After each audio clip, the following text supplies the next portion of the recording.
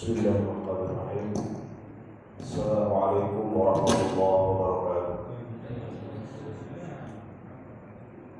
Alhamdulillahilladzi bi ni'matihi tatimmu shalihat wa bi fadlihi tatanazzalu khairat wal barakat wa bi tawfiqihi tatahaqqaqul maqasid wal ghayat.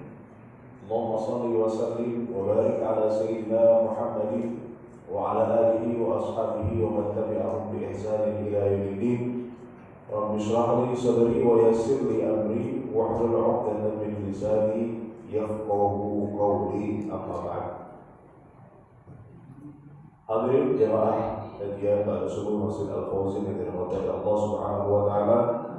Di subuh hari ini kita bersyukur dan menjadikan puja dan puji kita kehadirat Allah Subhanahu wa taala yang telah memberikan kita segala karunia-Nya hingga saat ini kita bisa berkumpul di tempat yang insyaallah diberkahi ini. Mudah-mudahan semua dalam keadaan sehat, mudah-mudahan semua yang hadir di sini dimudahkan segala urusannya, dan mudah-mudahan kita juga senantiasa diberikan limpahan dan rahmat dan anugerah dari Allah Subhanahu wa taala dengan wasilah kita duduk di majelis ilmu ini, dan kita niatkan ini sebagai suatu ibadah kita, dan mudah-mudahan Allah mencatatnya sebagai pemberat timbangan amal soleh kita di yaumil qiyamah. Amin ya rabbal alamin. Jemaah Allah, tema kajian kita di subuh hari ini terkait dengan kaidah fikih, ya. Kaidah dalam ilmu fikih yang ini menjadi kaidah asasiyah, ya. Kaidah utama yang nanti bisa masuk ke dalam berbagai macam bab fikih, ya. Ini menjadi kaidah pokok, yaitu al-umuru bimaqasidiha. Al-umuru bimaqasidiha. Segala sesuatu itu bergantung pada maksud, pada niatnya. Semua hal yang kita lakukan, baik ibadah maupun muamalah, maka tergantung kepada niatnya, tergantung kepada maksudnya. Bagaimana penjelasannya kita akan bahas. Tapi kalau kita lihat dari mana para ulama kemudian membuat kaidah ini, merumuskan kaidah ini. Tentu kaidah ini bukan karangan ulama. Kaidah ini adalah hasil dari penelaahan terhadap berbagai macam dalil, baik dari Al-Quran maupun hadis Rasulullah SAW. Misalnya kalau kita lihat hadis Rasulullah SAW dan Muhammad bersabda, "Innamal a'malu binniyat wa innamal likulli imri'in ma nawa." Ini hadis sangat masyhur, ya, sangat populer. Bahkan sering menjadi mukaddimah dalam berbagai macam kitab para ulama, ya. Termasuk misalnya Imam An-Nawawi dalam kitab Al-Hadis Al-Arba'in An-Nawawiyah, hadis 40 pilihan An-Nawawi itu dimulai dengan hadis yang pertama adalah tentang niat. Innamal a'malu binniyat. Sesungguhnya segala amal itu tergantung pada niatnya. Wa innamal likulli imri'in ma nawa. Dan manusia itu, ya, hanya mendapatkan sesuai apa yang diniatkannya. Boleh jadi pekerjaannya sama, perbuatannya sama, tapi niatnya yang berbeda, maka menghasilkan konsekuensi yang berbeda juga. Ya, boleh jadi mungkin pekerjaannya sama, niatnya berbeda, yang satu dapat pahala, yang satu tidak dapat pahala, atau yang satu dapat pahala, malah yang satu dapatnya dosa. Tergantung kepada niatnya. Ya. Perbuatannya boleh jadi sama. Ini nanti ini menjadi hadis yang sangat-sangat pokok, ya, dalam ilmu syariat, dalam ilmu fikih khususnya, bahwa niat ini menentukan dalam amal kita. Bahkan kadang-kadang niat itu sendiri sebelum diamalkan, ya, itu sudah berbuah pahala. Nanti kita lihat hadis berikutnya, ya. Dan dalam hadis yang lain, hadis riwayat Muslim dari Abu Hurairah, qala Rasulullah SAW, "Inna Allah la yanzuru ila suwarikum wa amwalikum, walakin yanzuru ila qulubikum wa a'malikum." Ya. Sesungguhnya Allah tidak melihat pada bentuk rupa dan harta kalian, akan tetapi Allah hanyalah melihat pada hati dan amalan kalian. Jadi Allah tidak melihat fisik, tapi Allah melihat apa yang ada di hati kita, apa yang kita amalkan sesuai dengan niat kita, itu yang Allah lihat, ya. Nah, kedudukan niat dalam syariat, kita bisa melihat misalnya dalam hadis yang lain bahwa kadang-kadang niat seseorang itu sudah berbuah pahala meskipun belum dikerjakan. Ya, niat berbuat baik. Misalnya Rasulullah SAW sabda, "Man hamma bi hasanatin falam ya'malha kutibat lahu hasanah." Barang siapa yang berhasrat, berniat melakukan kebaikan, lalu dia belum mengerjakannya karena satu dan lain hal, ya, maka dia dicatat telah mengerjakan kebaikan itu meskipun belum dikerjakan, tapi sudah niat. Bagaimana contohnya? Contohnya dalam hadis yang lain. Nah, ini dalam hadis yang lain dijelaskan lagi contohnya. Man ata firashahu wa huwa yanwi an yaquma li yusalli al-lail fa ghalabatu 'ainuhu hatta yusbiha kutiba lahu ma nawa. Barang siapa yang mendatangi pembaringannya, yang hendak mau tidur, ya, sebelum tidur dia berniat, nanti malam saya mau bangun mau sholat tahajud.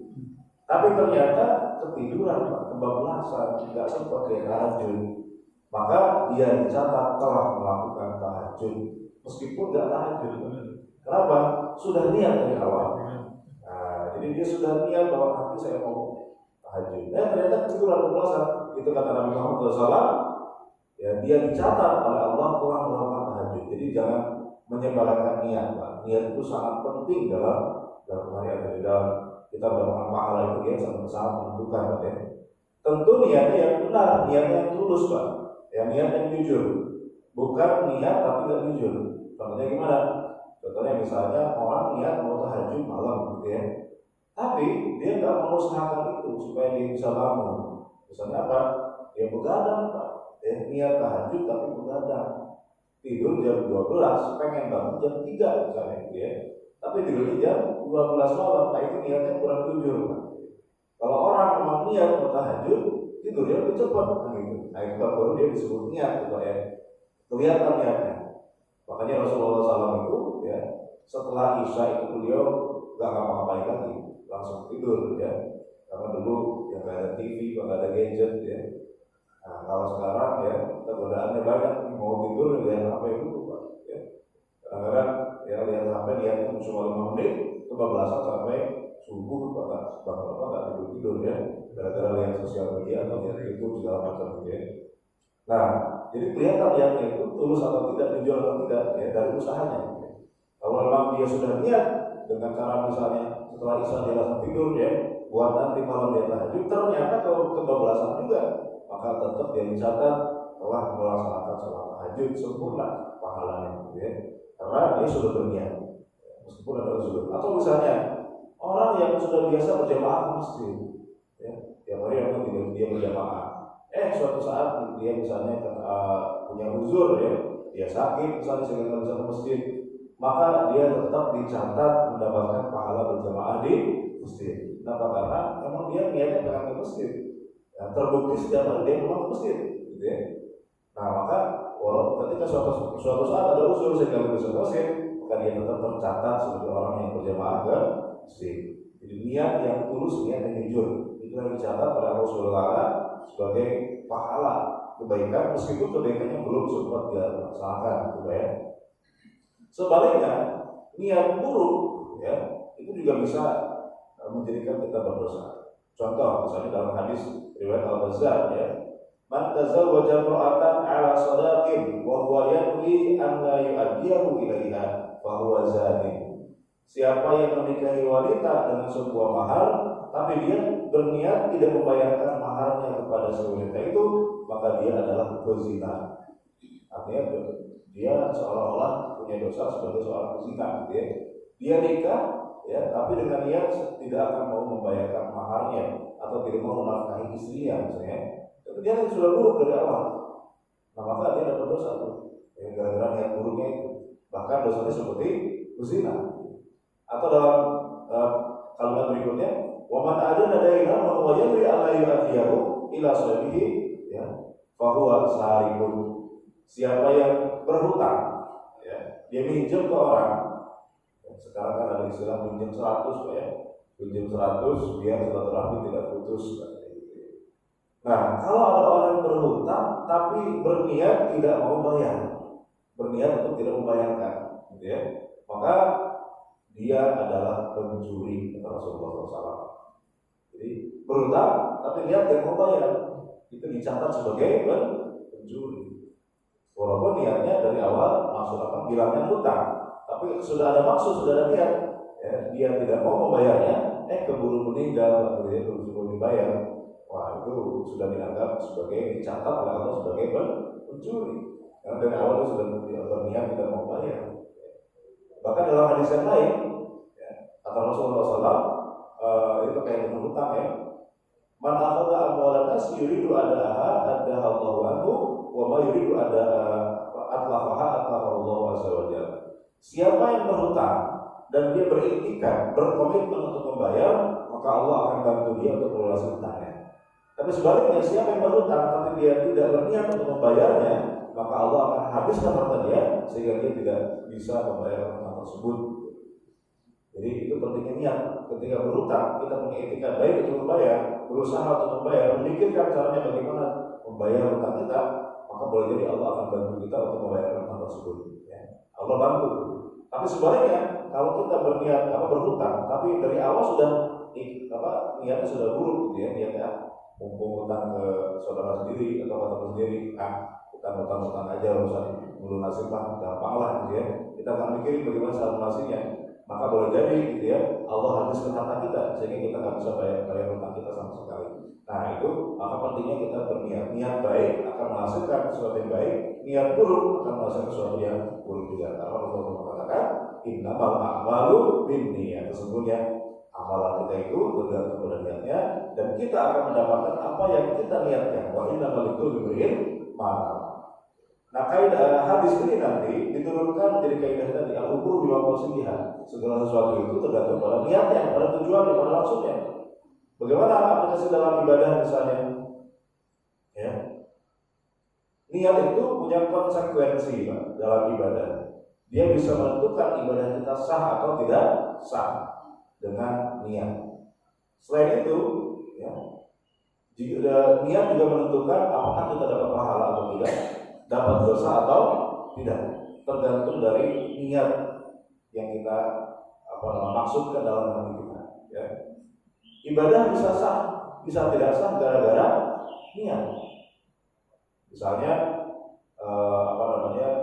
dalam ibadah ritual ya, sholat, puasa, haji, umroh, kalau kita tidak niat ya, dalam ibadah itu, maka ibadah kita tidak sah. Karena Allah mengatakan bahwa ibadah niat itu menjadi rukun, menjadi hal yang wajib dilakukan dalam setiap ibadah ritual, dalam setiap ibadah yang sifatnya ritual ya, seperti misalnya tadi sholat ya.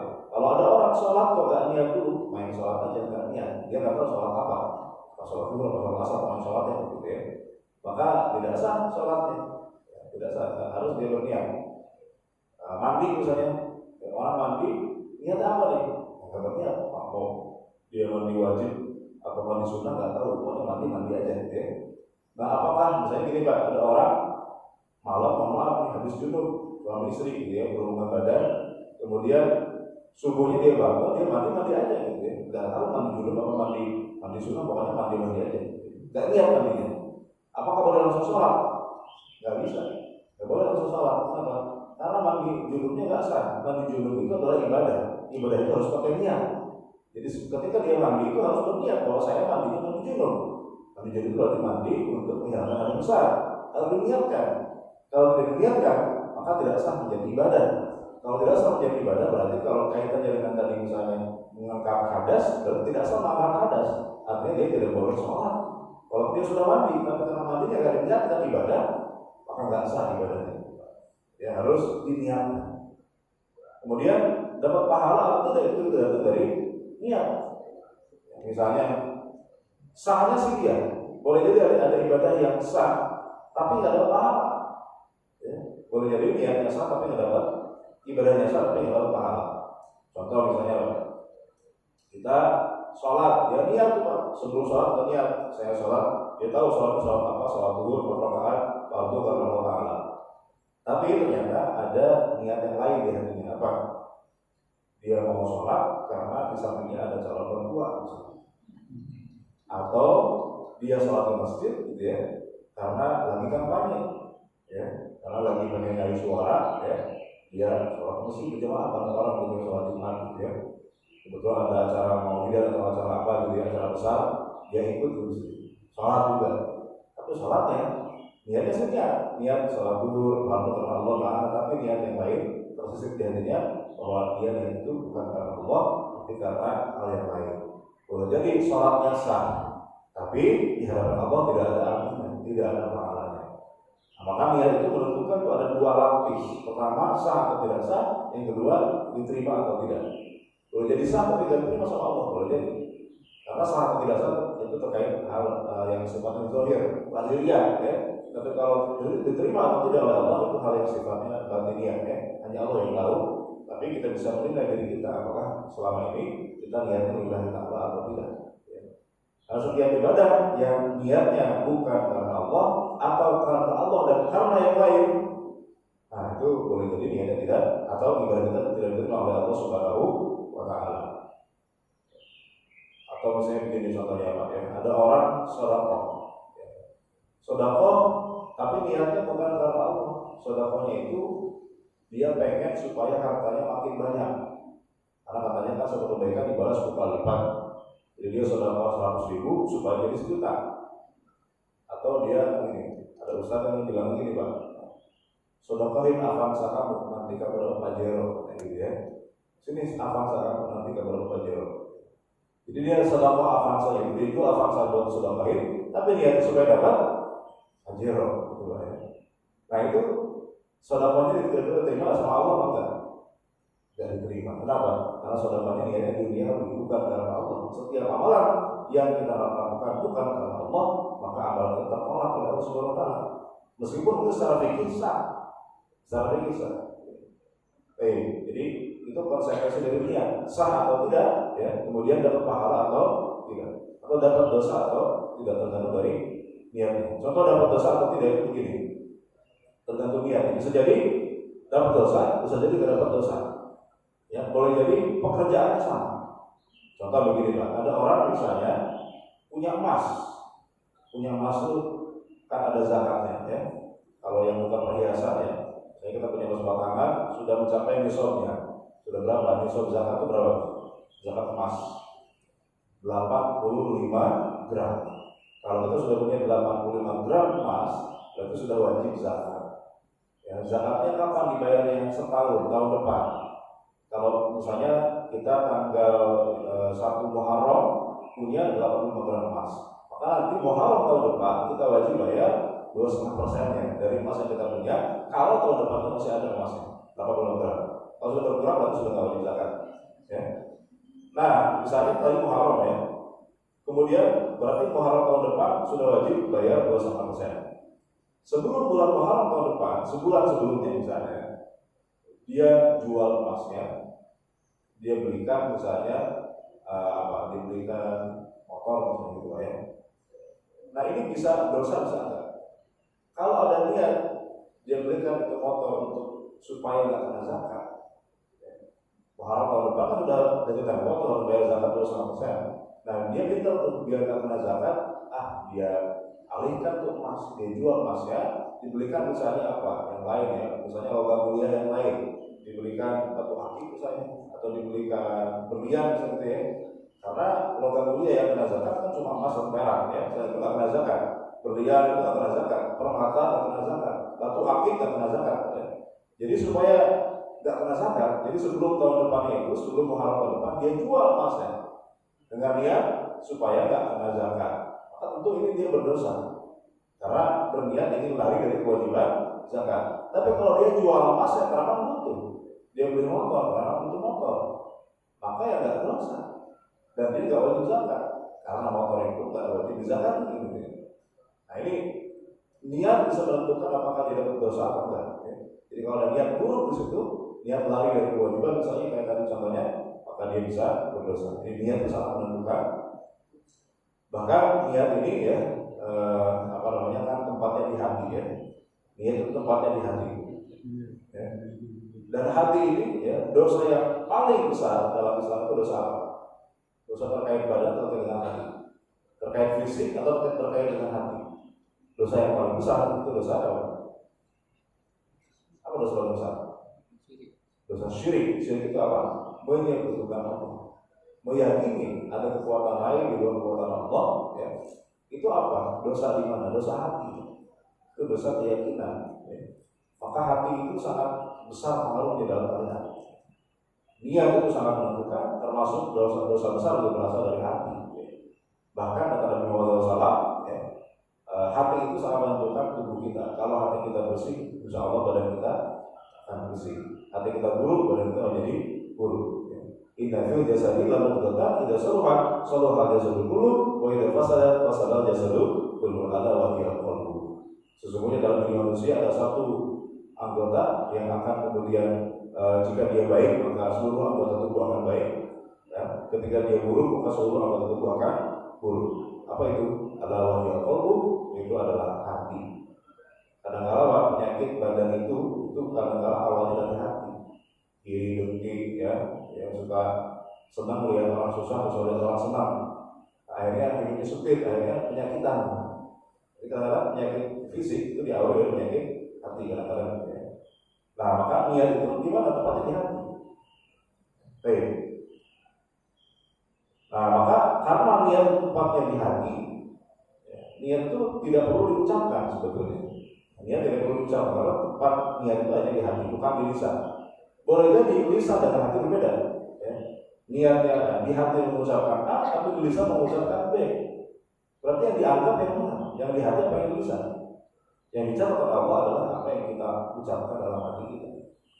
Ya, meskipun di lisan berbeda. Ya. Termasuk misalnya dalam ibadah. Misalnya di lisan kita mengucapkan saya sholat zuhur, tapi di hati sholat asar. Ya, jadinya sholat asar. Atau misalnya di lisan kita ya kita puasa, niatnya puasa sunnah Senin Kemis, tapi di hati puasa qadha, yang jalan puasa qadha ya, bukan puasa Senin Kemis. Karena yang di hati itu adalah yang di hati, bukan yang di lisan. Karena kalau jadi lisan itu berbohong, tapi hati tidak bisa berbohong. Kemudian niat di hati sah tanpa harus diucapkan dengan lisan. Maka kalau bicara misalnya kita niat ibadah, niat sholat, niat puasa, sebetulnya tidak perlu diucapkan dengan lisan, sah, ya, walaupun tidak diucapkan. Tetapi kemudian itu dalam pendapat dalam masalah mengucapkan niat itu, dalam mazhab Syafi'i, ya, memang disunahkan diucapkan, dibantu dengan ucapan lisan. Misalnya sebelum sholat, ya, kita sudah diajarkan dari kecil, kalau yang mazhab Syafi'i, gitu ya. Diajarkan niat, usolli fardhu dhuhri, usolli fardhu subhi, rakataini, usalli qiblah lillahi ta'ala. Itu sebetulnya bukan niat. Ucapan itu bukan niat. Tapi terus kenapa Imam Syafi'i menyarankan atau mensunahkan mengucapkan niat itu? Untuk membantu niat di hati. Jadi kalau orang kok cuma usolli itu apa, tapi di hati tidak ada niat, itu juga nggak sah ibadahnya. Karena ucapan itu hanya sekedar membantu hati saja. Nah, apa niatnya itu? Niat itu tidak terlalu ihram kalau sholat ya. Jadi dalam mazhab Syafi'i Pak, ya, mungkin Ustaz yang mengajar fikih, Ustaz ibadah, Ustaz akil ya dalam fikih ibadah. Ketika takbiratul ihram, niat dalam sholat dalam mazhab Syafi'i itu harus berbarengan dengan takbiratul ihram. Jadi ketika Allahu Akbar dalam hati sambil berniat, saya niat sholat zuhur fardu Allah Ta'ala. Di hati sambil berniat. Itu mazhab Syafi'i harus beriringan dengan takbiratul ihram. Begitu Allah lisan mengucapkan Allahu Akbar, hati kita berniat. Ya salat zuhur, salat asar, seterusnya. Nah, kadang-kadang ketika takbir itu, ya orang susah untuk menghadirkan niat di hati. Karena itu multitasking, gitu ya. Sambil takbir sambil niat, kadang-kadang orang agak sulit, gitu ya.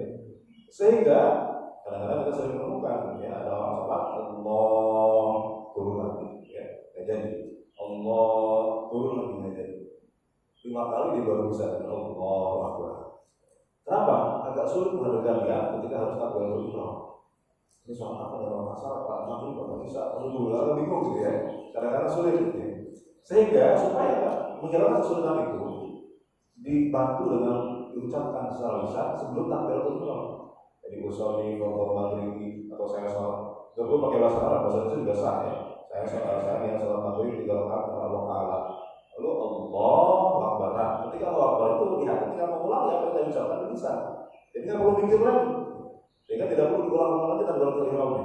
Nah, itulah kenapa mengucapkan niat itu di lisan dalam ucapan juga diajarkan Sebagai bukan niat, itu adalah membantu niat di hati. Kalau cuma diucapkan di lisan tapi hati nggak berniat, tetap nggak sah soalnya.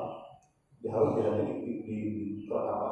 Kalau kata orang Sunda dikeretkan, ya, dihadirkan di hati, ya, diniatkan bahwa saya salah duhur karena Allah. Jadi jangan kosong, ketika kosong gitu ya. Kita sholat apa nggak tahu, pokoknya tampil aja. Ya, itu nggak sah sholat. Jadi udah diniatkan, saya sholat apa? Nah tadi berdasarkan hadis tadi ya, wa inna malikulli imri'in ma nawa. Sesungguhnya orang hanya mendapatkan apa yang diniatkannya. Kalau nggak niat apa-apa ya nggak dapat apa-apa. Niat sholat dulu dapat sholat dulu, niat sholat asar dapat sholat asar.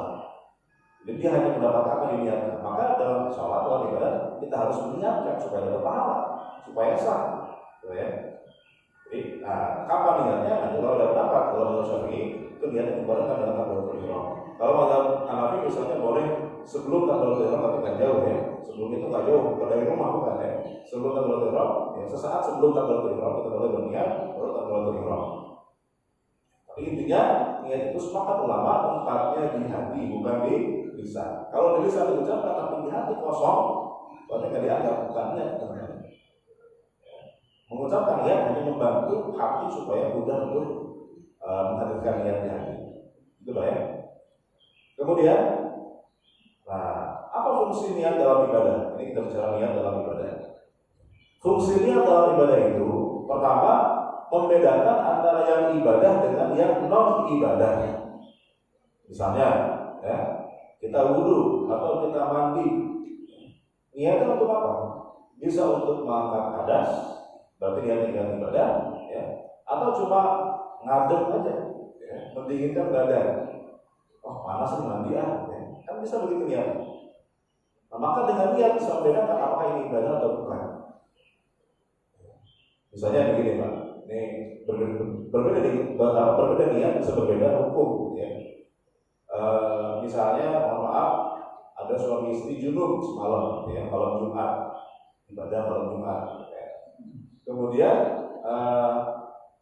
paginya dia mandi, tapi pas mandi itu niatnya bukan mandi junub, niatnya niat soal mandi sunnah hari Jumat. Dan itu sedangkan mandi hari Jumat. Ya. Niatnya mandi sunnah hari Jumat, bukan niat mandi junub. Nah, boleh nggak dia langsung sholat di situ? Nggak boleh, karena hadasnya belum terangkat. Kenapa belum terangkat? Karena mandinya bukan mengangkat hadas niatnya. Niatnya untuk mandi sunnah. Walaupun sama-sama mandi, tapi niatnya berbeda. Nah, bisa jadi berbeda hukum ya konsekuensinya, ya. Jadi niatnya harus benar. Begitu kita mandi itu kita niatkan bahwa saya mandi ini judulnya apa, ya. Niatnya apa? Saya mandi ingin mengangkat hadas, ingin mandi junub, ya. Maka baru dia boleh sholat di situ. Kalau niatnya berbeda atau nggak niatkan, misalnya, saya mandi dulu aja, nggak tahu niatnya apa. Nah, padahal semalamnya mandi juga habis junub, dia nggak bisa langsung sholat karena belum terangkat hadasnya, belum diniatkan. Dia harus diniatkan. Itu pentingnya niat. Baik, termasuk misalnya puasa. Ada orang puasa nggak makan sih dari habis subuh sampai maghrib dia nggak makan. Tapi niatnya bukan ibadah, niatnya dia untuk kesehatan. Dan niatkan sebagai ibadah, maka nggak jadi ibadah. Yang jadi ibadah sayang. Sekalian aja niatkan ibadah, niatkan puasa. Niat puasa sekaligus niat boleh, sah, ya, boleh. Ya. Nah, atau misalnya tadi niat niat ibadah plus tujuan yang lain, ya. Tapi tujuan yang lain sebagai bonus saja itu boleh. Misalnya kita niat sedekah tadi, ya. Sedekahnya tujuan utamanya karena Allah, pengen dapat pahala dari Allah. Tapi kita juga berharap dari Allah dengan sedekah kita itu supaya harta kita berkah, harta kita kemudian menjadi banyak dilipat gandakan oleh Allah Subhanahu wa taala. Boleh kan? Kalau itu menjadi bonus saja, bukan niat utama, boleh. Niat utamanya tetap karena Allah. Ya. Misalnya sholat duha. Sholat duha kita niatkan ya ini karena Allah. Saya ibadah untuk Allah Subhanahu wa taala, tapi juga saya berharap kepada Allah dengan sholat duha ini Allah beri rezeki buat saya. Kalau memang ada hadis yang saya sholat duha, maka Allah akan cukupkan rezekinya sampai di satu hari itu Allah akan cukupkan rezekinya. Jadi dia berniat sholat duha selain karena Allah juga supaya dapat rezeki. Tapi dapat rezekinya itu bukan niat utama, boleh sebagai bonus saja. Tapi jadi niat utama itu nggak sah jadi ibadah, nggak dapat pahala. Apa bedanya niat itu jadi bonus atau niat utama ya.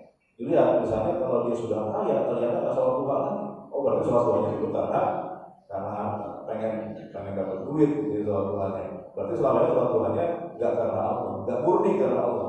Tujuan utamanya karena ingin kaya, itu nggak ada pahala dari sisi Allah Subhanahu Wa Taala, rugi berarti.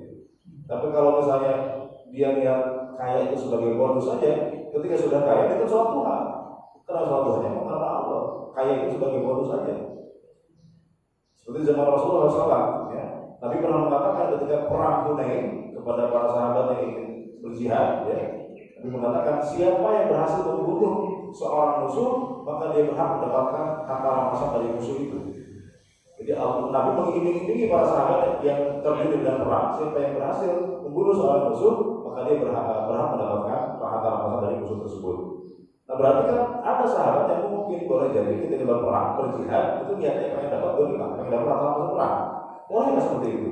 Boleh, tapi jangan sampai jadi niat utama, jadi bonus saja. Ya. Jadi selama itu hanya jadi bonus saja, bukan niat utama, ya.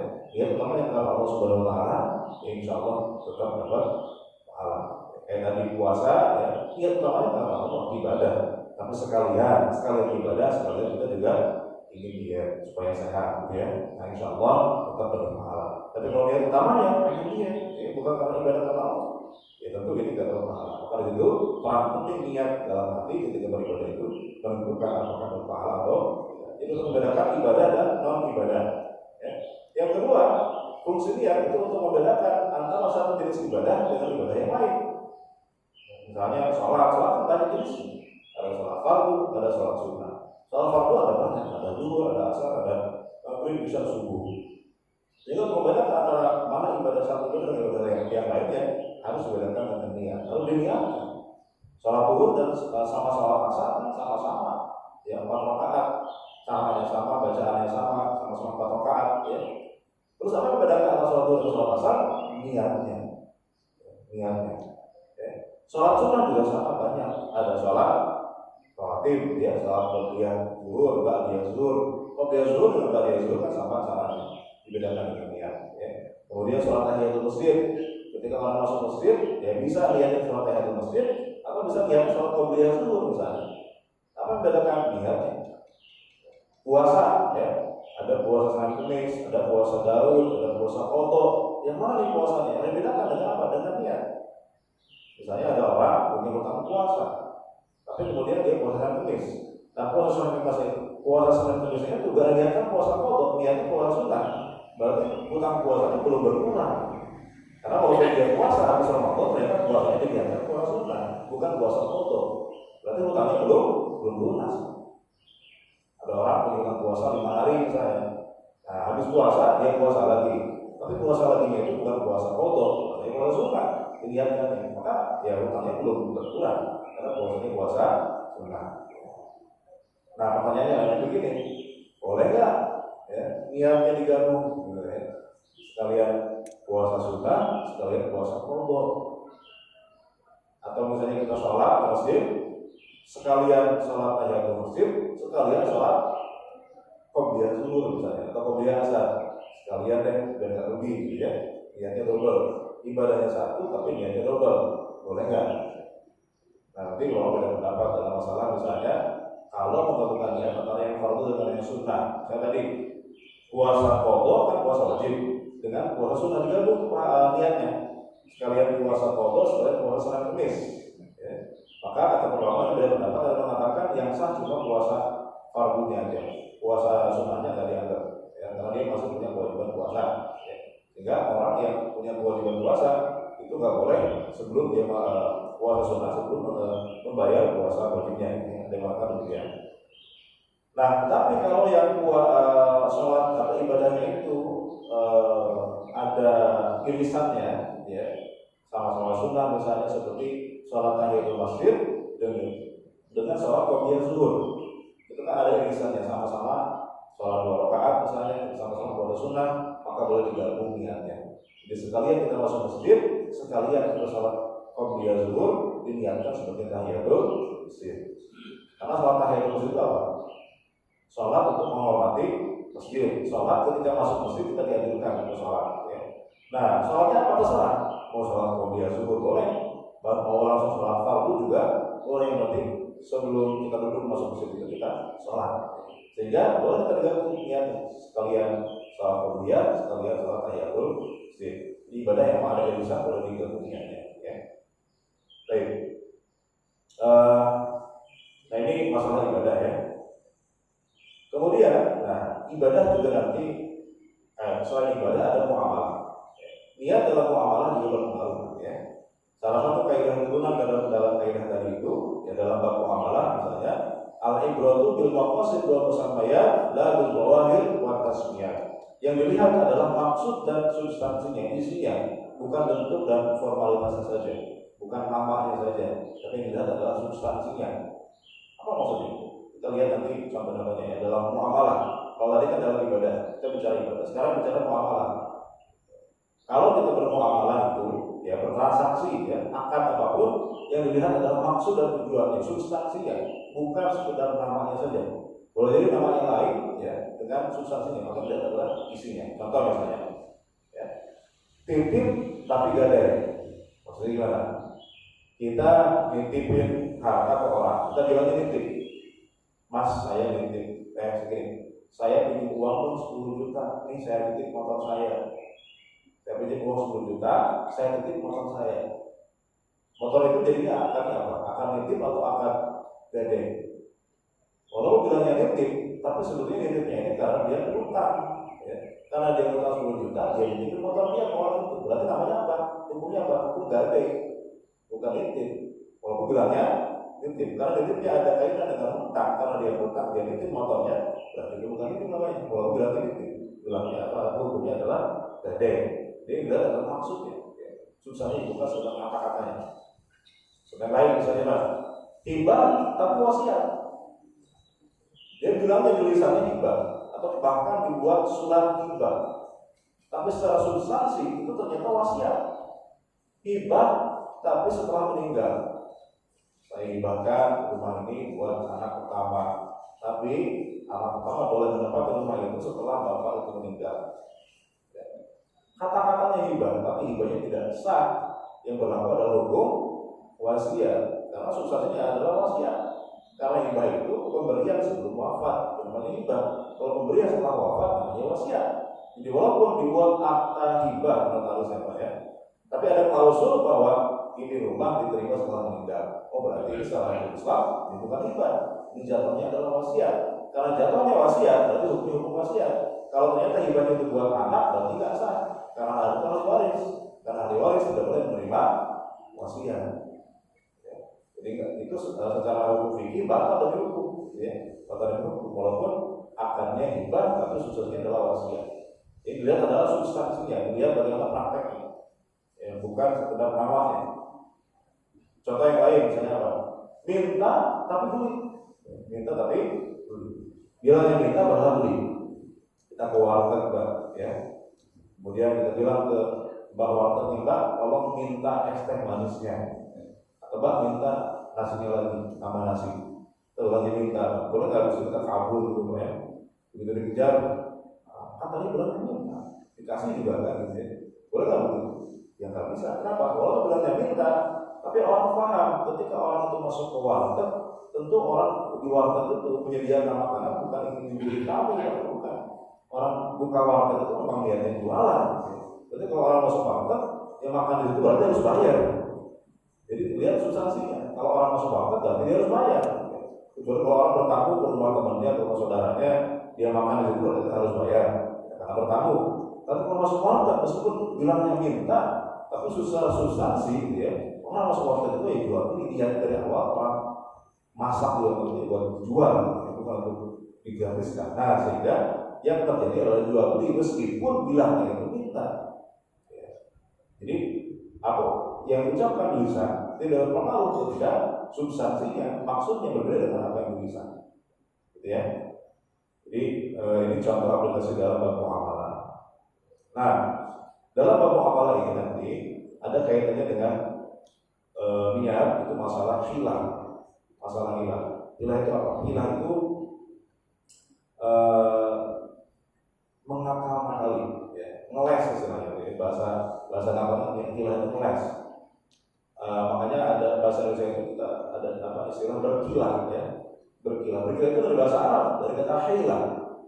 Nah, mungkin sama orang Jawa diserap ke dalam bahasa Indonesia gitu ya. Karena kadang-kadang orang Jawa kan K jadi K. Harusnya hilah jadi kilah. Jadi berkilah. Nah, kilah itu dari bahasa Arab. Hilah. Ya. Kilah itu apa? Kilah itu secara bahasanya ngeles. Ya.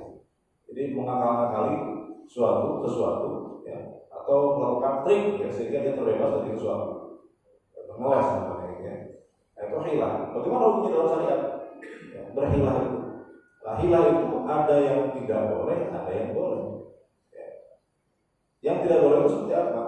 Ya secara lahirnya seolah sah dan dibenarkan menurut fikih, tapi substansi dan maksud dibalik itu tidak dibenarkan dalam syariat. Saya contoh begini. Tadi misalnya lari dari zakat, dia sebelum jatuh tempo bayar zakat, ya dia jual, ya atau dia hibahkan masa itu buat istrinya misalnya, supaya tak kena zakat. Itu dibahkan ya diberi istrinya kan, berarti sudah batal tuh ininya, perhitungan haulnya, berarti kalau dibayar zakat. Nah kalau niatnya adalah supaya tak kena zakat, berarti dia hilah, namanya ngeles gitu ya. Nah itu berarti haram, berdosa dia. Kenapa? Dia sudah wajib bayar zakat, supaya tak bayar zakat, dia alih milikkan itu si emas itu kepada orang lain supaya kena zakat. Ya, itu namanya hilang. Contoh yang lain misalnya, ini dalam bab muamalah, lari dari khiyar majelis. Apa itu khiyar majelis? Khiyar majelis itu begini. Ketika seorang pedagang pembeli itu bertemu untuk bertransaksi jual beli, ya, kita misalnya datang ke pasar, kita beli barang dari penjual, ya. Ketika orang itu masih dalam tempat yang sama, dalam majelis yang sama, maka pembeli dan penjual itu boleh membatalkan akadnya selama dalam satu tempat yang sama. Itu namanya khiyar majelis. Sebelum berpisah, keduanya masih boleh kemudian untuk membatalkan akad, walaupun sudah terjadi jual beli. Ya. Barang sudah saya terima, uang sudah saya kasih, tapi masih dalam tempat yang sama, belum berpisah. Maka itu boleh dibatalkan. Saya nggak jadi deh, ya. Itu boleh pembeli membatalkan itu, punya hak dia. Namanya hak dia sebelum keduanya berpisah. Nah, si penjual supaya dia bisa keluar dari khiyar majelis, artinya supaya pembeli tidak bisa membatalkan lagi jual belinya, habis jual beli dia langsung kabur, Pak. Maaf ya, istri saya lagi ya, dia langsung kabur, gitu. supaya lari dari khiyar majelis, supaya pembeli itu nggak bisa lagi untuk mengembalikan barang yang dia beli, karena dia tahu barangnya ada cacat tersembunyi misalnya, ya. Sehingga habis jual beli langsung kabur. Nah, itu berarti dia berdosa. Walaupun secara fikih itu sah-sah aja, tapi secara niat ada niat buruk di situ karena dia ingin menghilangkan hak pembeli untuk bisa mengembalikan barangnya. Itu lari dari tersebut. Atau misalnya dalam hadis disebutkan ada namanya praktek tasriyah. Tasriyah itu Pak, di zaman Nabi ada orang jual sapi, jual kambing, ya. Sebelum dijual itu, ya, kemudian si susunya nggak diperah. Susunya itu nggak diperah selama beberapa hari mungkin gitu ya, supaya terlihat itu dadanya besar, sehingga wah ini hewannya besar gitu ya, atau kiloannya jadi gede karena nggak diperah-perah susunya. Itu namanya tasriyah, ya. Sehingga ketika dijual itu seolah-olah sapinya gede atau kambingnya gede, ya. Itu kalau zaman sekarang kayak sapi gelonggongan, kalau sapi gelonggongan ya. Jadi sapi supaya gede itu dikasih minum banyak, sehingga dipaksa minum banyak, sehingga sapinya kelihatan gede, ya. Kiloannya gede. Nah, itu praktek tasriyah namanya, ya. Ada niat untuk kemudian mengelabui, niatnya itu kemudian dilihat. Atau jual beli ainah. Jual beli ainah itu jual beli barang tapi hanya kamuflase aja, seolah-olah jual beli padahal niatnya ngutang dengan bunga. Contoh gini Pak, A itu butuh pinjaman dari B, ya. A butuh uang dari B. Kalau pinjam si B itu ya pengennya dikembalikan dengan bunga. Gak bisa dia pinjamnya itu sejuta dibagi sejuta, nggak boleh. Kata si B kalau mau sejuta ya balik ke 1.500. Nah si A tahu itu hukumnya nggak boleh, riba gitu ya. Nah biar nggak riba gimana caranya? Dia ngakalin, ya. Dia berkilah, ya. Gimana caranya? Gini aja B, supaya ini nggak riba, ini aja. Saya jual nih, saya punya motor Vespa misalnya, ya. Saya jual di 8 juta deh, cash ya. Aku langsung bayar ke saya 8 juta. Tapi nanti setelah itu saya beli lagi Vespa itu. Saya beli tapi kredit ya, dicicil selama 2 tahun 10 juta. Jadi seolah-olah jual beli Vespa. Jadi si A jual Vespa ke si B seharga 8 juta cash, terus si B bayar 8 juta ke si A. Tapi dengan syarat habis itu Vespanya dijual lagi ke si A langsung secara kredit, tapi seharga 10 juta dibayar 2 tahun kecil. Nah itu seolah-olah jual beli Vespa.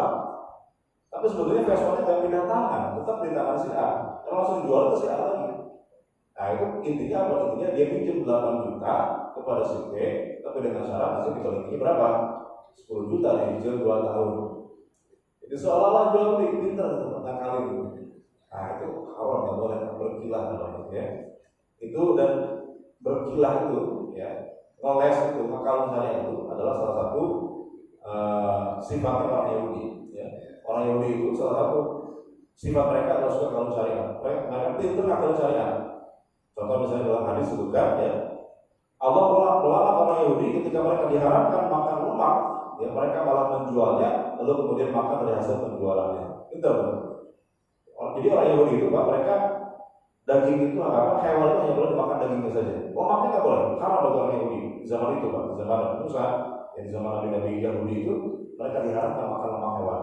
Kalau kita kan lemak hewan enak Pak ya, jadi soto Betawi gitu ya, halal buat Islam. Tapi buat umat Yahudi zaman itu diharamkan. Nah tapi mereka ya nggak kehilangan akal. Mereka sudah makan itu lemaknya, tapi mereka jual hasil penjualannya baru mereka makan. Nah itu tetap aja haram. Nah, kalau melarang orang mereka.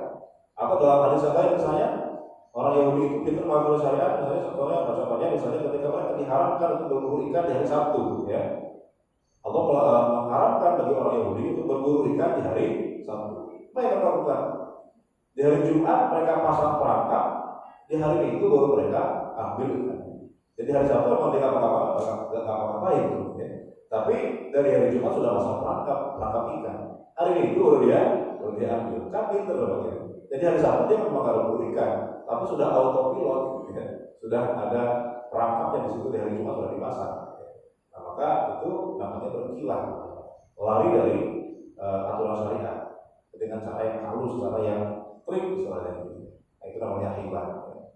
Nah, itu berkilah, ngeles. Atau nikah muhalil. Tahu nikah muhalil Pak? Kalau seorang laki-laki mentalak istrinya, talak 3. Kalau talak 3 kan nggak boleh langsung rujuk. Harus apa dulu?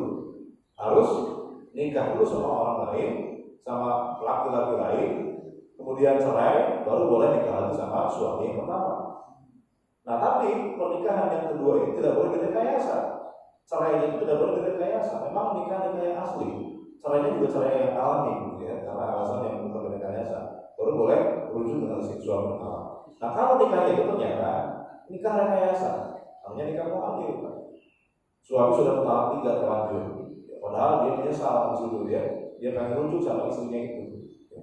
Nah supaya bisa rujuk kan harus nikah dulu sama orang lain. Akhirnya dia sekongkol dengan orang lain, pura-pura nikahnya beneran. Tapi dengan syarat harus nikah tolong ceraikan langsung ke saya ya, oke? Tolong langsung ceraikan, jangan disitu dulu, ya langsung ceraikan, nanti biar bisa saya nikahi lagi. Nah itu namanya nikah muhalil. Nah itu haram, ya nggak sah, ya nikah muhalil. Karena nikahnya nikah yang rekayasa, bukan niat untuk nikah beneran. Jadi nikah itu harus nikah yang beneran, gitu ya. Digauli ya, kemudian kalau caranya juga cerai yang memang bukan rekayasa, baru boleh kembali kepada suami yang pertama. Kalau enggak berarti namanya nikah rekayasa, nikah muhalil. Itu rekayasa. Tetapi memang ada pengecualian di mana berhilah itu kadang-kadang dibolehkan. Misalnya dalam ayat Al-Quran gitu ya, itu dibolehkan kita kemudian menyindir janda. Oke Pak, kalau orang itu ditinggal oleh suaminya misalnya gitu ya, atau istri itu misalnya dicerai oleh suaminya, kan dia tidak boleh langsung nikah, harus apa? Harus menjalani masa iddah ya, masa tunggu. Ya, kalau misalnya dicerai hidup ya, itu masa tunggunya kan 3 kali masa suci dari haid ya. Kalau misalnya haidnya sebulan sekali berarti kan 3 bulan ya. Nah selama 3 bulan itu dia tidak boleh nikah sama orang lain dan tidak boleh menerima tawaran nikah. Laki-laki tidak boleh kemudian menyatakan ingin menikahi janda kalau masih dalam masa iddah. Haram. Ini mentang-mentang jandanya janda bening gitu Pak ya. Jadi banyak yang mengincar. Jadi habis dicerai atau habis ditinggalkan sama suaminya, itu banyak orang langsung melamar. Padahal sebenarnya masa idah itu nggak boleh, haram untuk melamar. Melamar janda yang masuk dalam masa idah hukumnya haram. Nah dalam masa idah tidak boleh menerima lamaran, tidak boleh menikah. Apalagi kalau tinggal dengan suami, masa idahnya lebih panjang, 4 bulan 10 hari. Jadi selama 4 bulan 10 hari itu perempuan tidak boleh menerima lamaran dan tidak boleh menikah. Ya. Nah tapi masalahnya begini, ya. Kalau kita nggak melamar nih, kedua sama orang, gitu ya. Karena ini masalahnya janda yang adik masih muda dan cantik gitu, jadi banyak jadi rebutan banyak orang. Gitu. Jadi kalau kita nggak action dulu ada gitu ya, kedua sama orang. Nah maka kata Allah boleh ya sekedar sindiran saja, tapi tidak boleh menyatakan langsung bahwa saya ingin menikahi kamu. Pakai kode boleh, kayak kode. Misalnya kamu itu yang banget ya, udah cantik kok, hidupnya sendirian. Nah itu kan kode pak, ya, kode ya. Pokoknya pintar-pintar dia lah, bikin sindiran, bikin kode. Ya. Asal tidak boleh kemudian menyatakan bahwa secara langsung, secara to the point bahwa saya ingin menikahi kamu itu nggak boleh, haram. Tapi kalau sekedar sindiran, sekedar kode itu boleh. Nah, itu dibolehkan walaupun seolah-olah itu sudah seolah-olah berkilah ya, moles ya. Tetapi itu dibolehkan dalam Al-Quran. Kemudian misalnya di dalam hadis disebutkan boleh kita berkilah atau melakukan hilah ya, seolah-olah melakukan sesuatu yang di luar dari niatnya. Contoh misalnya kata Nabi itu, ketika ada seseorang lagi sholat berjamaah, kemudian dia buang angin, batal sholatnya, kan dia harus keluar dari jamaah. Ya. Kalau tiba-tiba keluar dari jamaah, dia akan merasa malu, karena orang wah itu gitu kan malu. Ya, orang itu sholat Jumat lagi, sholat Jumat di barisan paling depan. Ya, jamaahnya full, masjidnya gede gitu ya. Kalau cuma rakaat kedua batal ya. Kan tidak boleh melanjutkan sholat, dia harus keluar, harus dulu lagi, gitu ya. Nah kalau langsung keluar, dia malu. Nah kata Nabi gini aja, biar kalian nggak malu ketika batal ketika sholat jamaah, tutupi hidung kamu kata Rasulullah, tutupi hidung kamu. Kenapa? Tutupi hidung seolah-olah kita lagi mimisan, karena mimisan itu melambangkan wudhu ya. Nah, tutupan hidung seolah-olah mimisan. Jadi orang menyangka kita mimisan bukan karena buang angin gitu ya. Karena kalau buang angin kan nggak keren banget gitu ya, buatannya karena buang angin gitu. Lalu, nah maka boleh menutupi hidung kata Rasulullah untuk menutupi rasa malu kita. Ya bukan bang, kita nggak bohong sih gitu ya. Kan menutup hidung nggak berarti kita ngomong bahwa kita lagi mimisan, itu menutup hidung doang supaya orang menyangka gitu ya, bahwa kita lagi mimisan sehingga kita terbebas dari sangkaan kita bakal kena kentut gitu ya, sehingga kita nggak malu. Nah, itu boleh.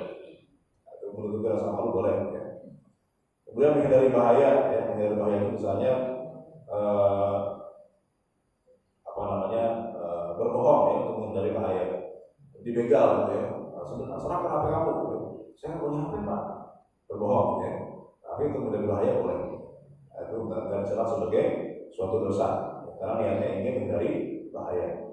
Atau bahkan membunuh begal ya, itu tidak mendapatkan dosa karena niatnya untuk membela diri, bukan niat untuk membunuh begal itu, sehingga tidak mendapatkan dosa.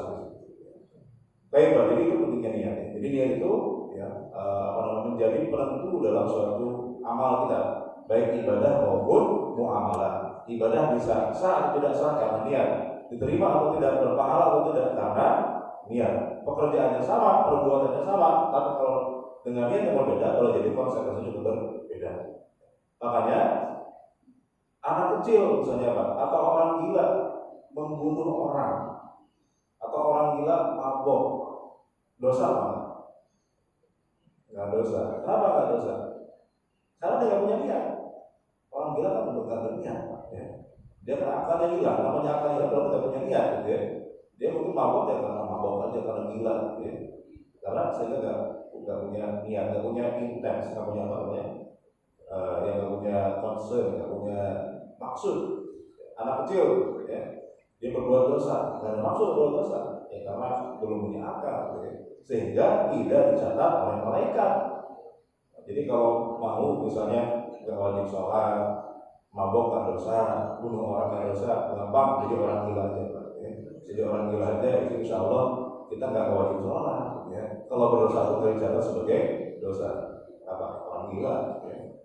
Kalau ada orang kok nggak sholat, ya, padahal dia muslim, padahal dia sudah balik, ya kemungkinannya cuma satu, berarti gila. Gitu. Kalau nggak ya haid, kan? Laki-laki masa haid berarti gila. Kalau orang gila boleh tidak sholat. Nah itu konsekuensi dari niat. Jadi niat itu menjadi penentu ya dalam ibadah atau muamalah. Innamal a'malu binniyat wa innamal likulli imri'in ma nawa. Sesungguhnya amal tergantung niatnya dan setiap orang hanya mendapatkan apa yang dia niatkan itu. Kita buka tanya jawab, Pak. Silakan kalau ada yang mau bertanyakan, kalau ibu-ibu ya ingin menambahkan, foto. Waalaikumsalam warahmatullahi wabarakatuh.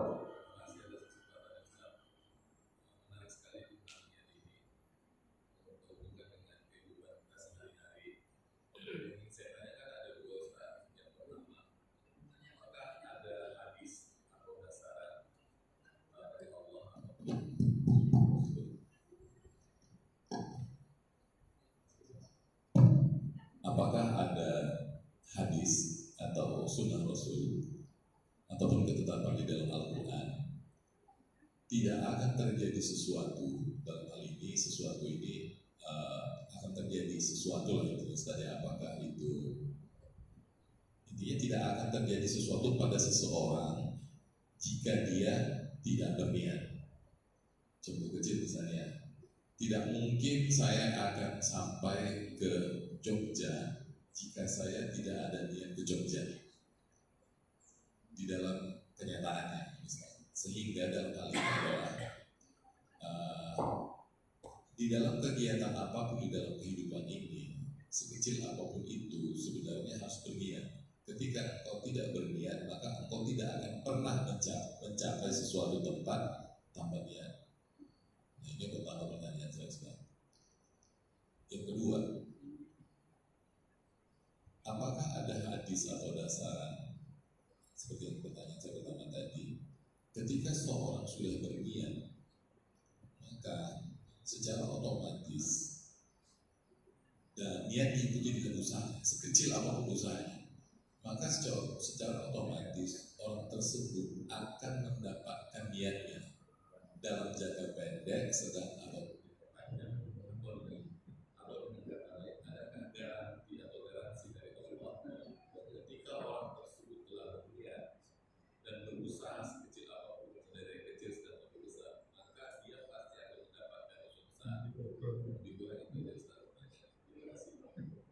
Ya. Apakah dengan ketika kita mengerjakan sesuatu supaya kita sampai harus berniat, gitu ya? Ya tentu tadi ya, sampainya itu apa maksudnya dulu, gitu ya? Kalau sampai kepada Allah itu harus dengan niat. Sampai kepada Allah harus dengan niat. Amal kita apapun yang kita lakukan itu bisa sampai atau tidak kepada Allah karena niatnya. Tapi kalau sampai dalam arti misalnya sampai kepada tujuan kita, tujuan di dunia, gitu ya, ya itu sih boleh jadi pakai niat, boleh jadi tidak, gitu ya. Ada orang misalnya diculik Pak, diculik ya, dia nggak niat, diculik sampai ke Jogja Pak, gitu ya.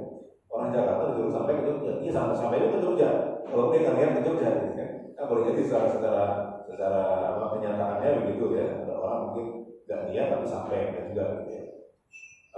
Tetapi ini kan bukan bicara masalah apa namanya pahala dan dosa ya. Kalau masalah pahala sampai ketika kepada Allah tentu itu harus dengan diniatkan. Nah, bagaimana mengukur mahnawa. Sesungguhnya orang itu hanya mendapatkan apa yang diniatkan. Maksudnya apa yang dia dapatkan itu? Mendapatkan balasan dari Allah maksudnya itu. Bukan apa namanya yang sifatnya tujuan duniawi ya. Karena orang boleh jadi sebenarnya dia berniat, saya niat pengen jadi dokter, saya niat pengen jadi pengusaha, gitu ya. Tapi cuma niat doang. Ya. Apakah bisa sampai? Ya tergantung kan, ya. Tergantung takdir, tergantung usahanya dan seterusnya ya.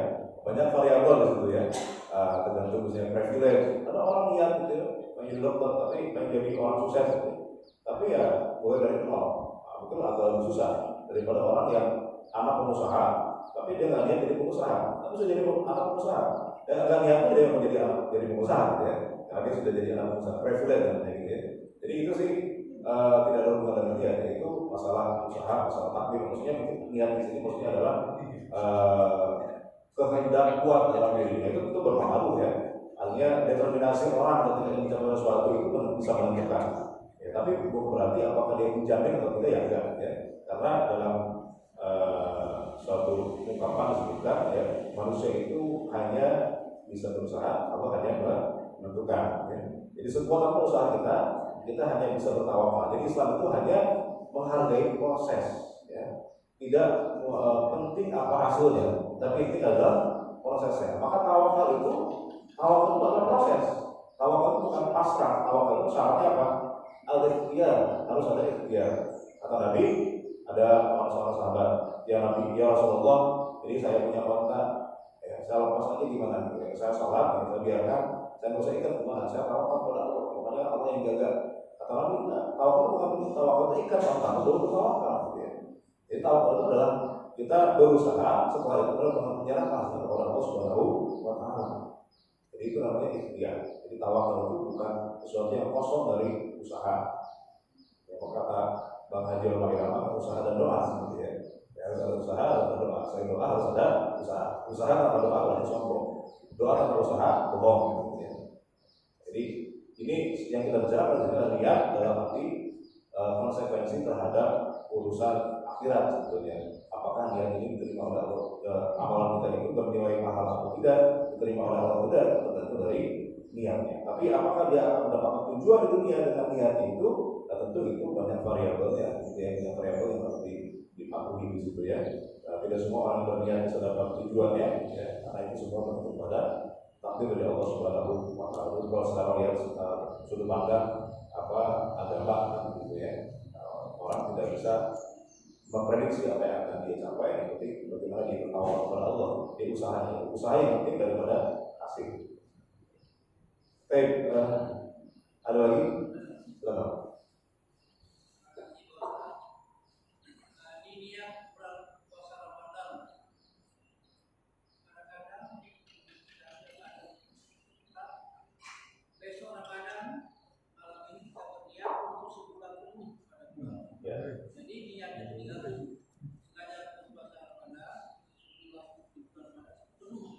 Ya, ya.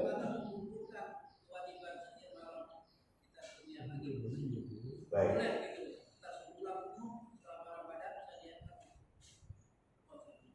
Di sini ulama banyak pendapat, ada dua mazhab. Kalau kita bicara mazhab Syafi'i, niat puasa itu harus setiap hari. Ya, setiap hari kita berniat. Jadi kalau 30 hari, 30 kali niat berpuasa. Setiap malam itu kita berniat untuk puasa esok hari. Tidak boleh kita niatnya satu kali di awal untuk 1 bulan. Itu kalau mazhab Syafi'i. Nah, lain nanti mazhab Malik katakan boleh niat di awal untuk 1 bulan. Ya sekali saja untuk 1 bulan namanya itu boleh. Kenapa kok bisa beda? Ini logika dalam memahami ibadah puasa itu sendiri ya. Mazhab Syafi'i itu memandang bahwa ibadah puasa itu antara 1 hari dengan hari lainnya adalah ibadah terpisah. Meskipun sama-sama ibadah puasa Ramadan, tapi antara 1 hari dengan hari lainnya terpisah. Buktinya apa? Kalau kita misalnya batal di hari kedua atau hari ketiga saja, atau cuma 2 hari dalam sebulan kita batal, kita wajib mengkodoknya berapa hari Pak? Sesuai yang batal saja. Gak wajib dikodok 30 hari ya. Karena yang batal cuma 2 hari bukan? Nah, berarti kan terpisah antara 2 hari dan hari lainnya. Sehingga karena terpisah, maka niatnya juga harus terpisah. Tidak boleh niatnya digabung 1 bulan ya. Tapi kalau misalnya ibadahnya sepaket, maka cukup 1 niat saja. Misalnya sholat zuhur 4 rakaat. 4 rakaat itu tidak harus mengulang niat untuk 1 rakaat. Cukup di awal saja, di rakaat pertama sebelum takbiratul ihram atau pada saat takbiratul ihram kita berniat. Nah, rakaat kedua tidak harus niat lagi, rakaat ketiga tidak harus niat lagi karena sepaket menjadi 1 rangkaian. Kalau kita batal di rakaat ketiga, boleh nggak kita mengulangi cuma rakaat ketiga doang? Nggak bisa, harus diulangi 4-4-nya.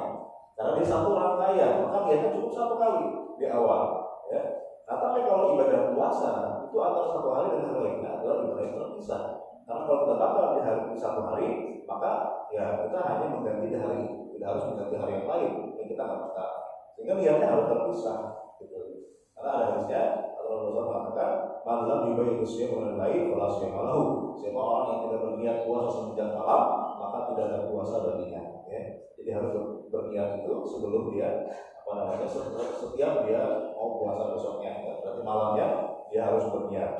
Nah, niat itu tidak harus mengucapkan ya, cukup di hati. Misalnya besok saya niat puasa. Nah, biasanya kalau orang sahur itu sudah pasti niatnya apa? Puasa gitu ya. Jadi yang salah kalau orang ketiduran, nggak niat dan nggak sahur gitu ya. Nah itu berarti tidak niat. Berarti puasa itu harus diulang di hari itu. Ya. Nah, itu mazhab Syafi'i kan. Tapi mazhab Maliki memang membolehkan. Jadi kalau ada yang membolehkan berarti itu mazhabnya mazhab Maliki. Yang memang itu menganggap 30 hari itu sebagai rangkaian ibadah. Jadi cukup ibadahnya apa? Niatnya satu kali di awal. Jadi kalau mau hati-hati pakai mazhab Syafi'i, kita niat setiap malam. Tadi bagus kalau ada setiap malam itu kan imam pimpin niat ya. Awal usul bangunin hari Rasul Ramadan hari Senin dari tapi jangan cuma di lisan, kita lihat kan lihat di bawah besok saya mau puasa Ramadan ya, puasa lagi. Baik, ada lagi? Kalau begitu, baik, kalau tidak ada lagi kita tutup dengan baca hamdalah. Alhamdulillahirabbil alamin. Subhanakallahumma wa bihamdika asyhadu an la ilaha illa anta astaghfiruka wa atubu ilaik. Assalamualaikum warahmatullahi wabarakatuh.